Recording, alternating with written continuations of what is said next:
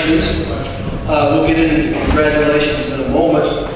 I'm the only thing standing between you and your nice trophies up here, so I'm sure you want me to be short and brief, which I will be, but I would like to talk to you a little bit. I am, without a doubt, I think, the best person to speak to you today that you can get.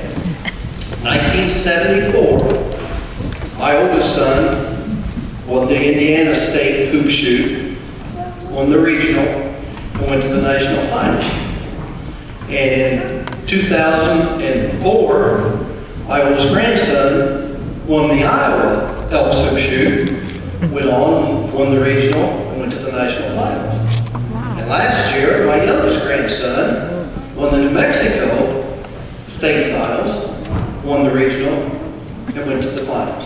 So I've had 3 visits now to Springfield and to Kansas City, where it was when I first started. So I'm very familiar with the Elks hoop shoot. What a great organization. What a great contest for you. And those of you, let's see the hands of those that are going on to the regional. Well, if you do well there and go on to Springfield, what a great time. It is a weekend you will not forget. So the opportunity is really there for you. I want to talk to you just briefly about the game of basketball. You're at the age now where a lot of things in your mind, but all of you have some skill or you wouldn't be here. And basketball offers such great opportunities. A good story about the friends that you'll meet. All of you have met new friends this weekend. Some of you that will be back next year, some of you won't. That's the way it always works.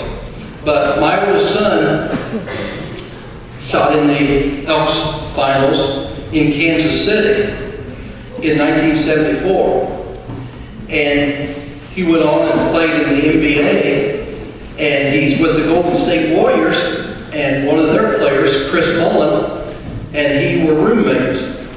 And they're sitting in the room on the road one day, and somehow free throws come up, and the next thing, one of them says, well, I was in the Elks National Hoop Shoot in Kansas City.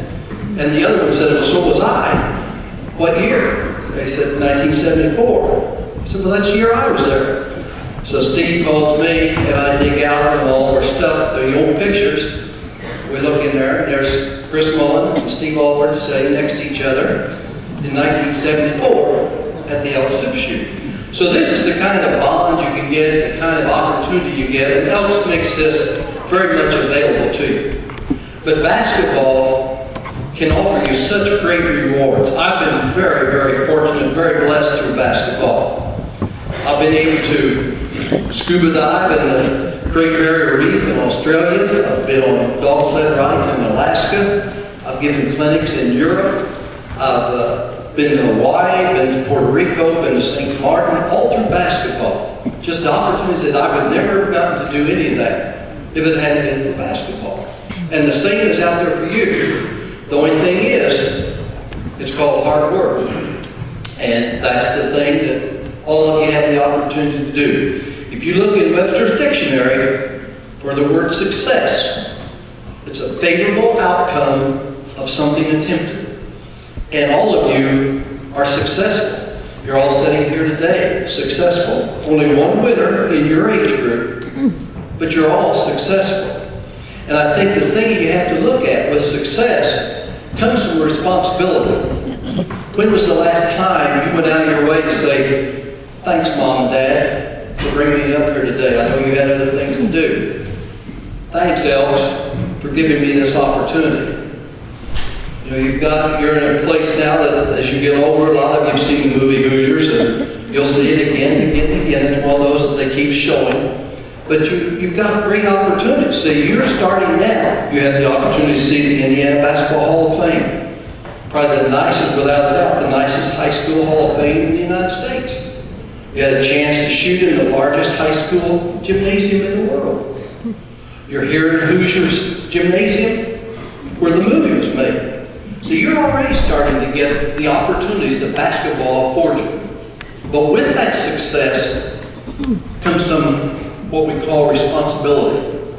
And saying thanks, saying please, thank you, All of those things go along with it. And those of you that go ahead next week or go into next week to the next round, you keep finding each place you go, you make new friends. Now, what I'd like to just say, with success, there's 4 qualities I'd like to talk to you about. Some of you won today and some of you lost today. But all of you, and I think from what I've heard from everyone saying, hey, well, I said that, you did a great job here. And it's called class. You win with class, you lose with class. You congratulate the winner even though you lost. You console the loser even though you won. And this will go ahead in life for you the rest of the way. I'm not just talking basketball. I'm talking about life in general. You live it with class. And you respect as well as you do those other qualities. You have to respect your opponent. There's an old saying, respect all, fear none. And that's about the way it goes. You have to respect people for what they do, and everyone here deserves your respect. Also with this comes this little thing, grades. And I hope you're a good student. Some of you are getting up to the age where you're slowly creeping up toward that freshman year of high school. You're only a couple years away to the older class. And there's that old thing from the NCAA called the clearinghouse, where a lot of you may have some opportunities for scholarships. But the first thing you have to do is you have to do the job in the classroom. The classroom is the most important thing over basketball.